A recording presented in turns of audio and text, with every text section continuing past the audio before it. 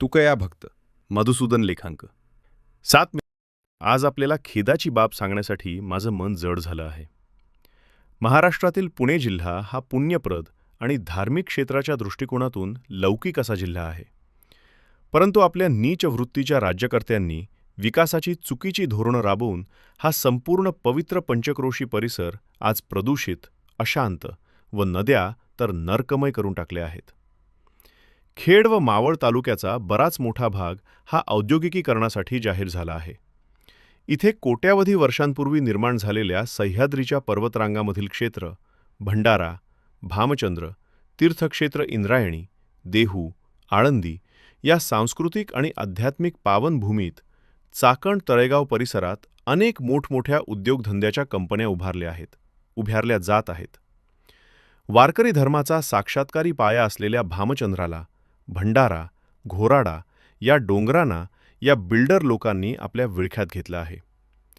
इथल्या परिसरातील क्रूरपणे केलेली वृक्षतोड तसेच भामचंद्रगडाची विटंबनाही तर या संतपीठ तपोभूमी क्षेत्राला धोका पोचवणारी घटना आहे. मायबाप संत सज्जन हो, या संतभूमीला छेद देणाऱ्या नीच प्रवृत्तीच्या लबाड लांडग्यांच्या अवलादीनी अनेक स्वार्थी बिल्डरांनी पवित्र डोंगरांना खाणीसाठी सुरंग लावून भामचंद्राचे लचके तोडले आहेत.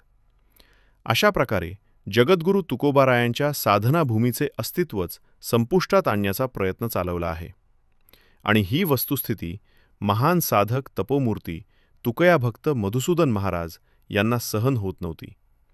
म्हणूनच त्यांनी या भंडारा भामचंद्राच्या मुक्तीसाठी संतभूमी संरक्षक संघर्ष समितीची स्थापना केली आणि या पुण्यभूमीचा संघर्ष आपल्या शिरावरती घेतला.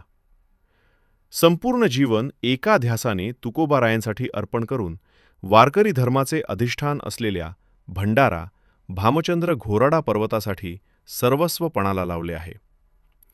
वास्तविक या पुण्यभूमीचे संरक्षण व संवर्धन करणे ही सर्वांची जबाबदारी असताना आपण कोणीही ती जबाबदारी जर घेत नसू तर आपली या भूमीत जगण्याची आपली पात्रता आहे का, हे ज्याने त्याने आता स्वतः तपासले पाहिजे.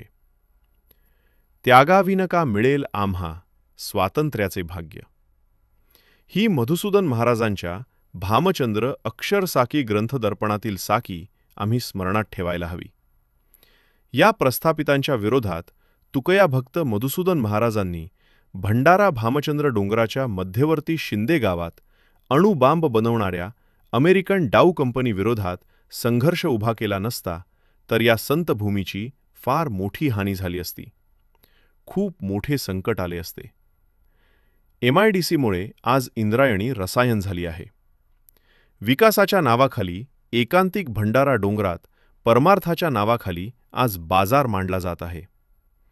तपोभूमी भामचंद्र डोंगराची तोडफोड तर चालूच आहे. त्यामुळे आजही ही संतभूमी आपल्या पायकांकडे आशेने पाहत आहे. राज्यकर्त्यांच्या वाईट करणीमुळे आज तुकोबांची तपोभूमी डोंगर पर्वत सुरक्षित नाहीत. आणि हे सांगण्यासाठीच तर हा आपला भामचंद्र मुक्ती संघर्षाचा लढा आहे. इति संकलन आणि लेखन विजय दणाणे.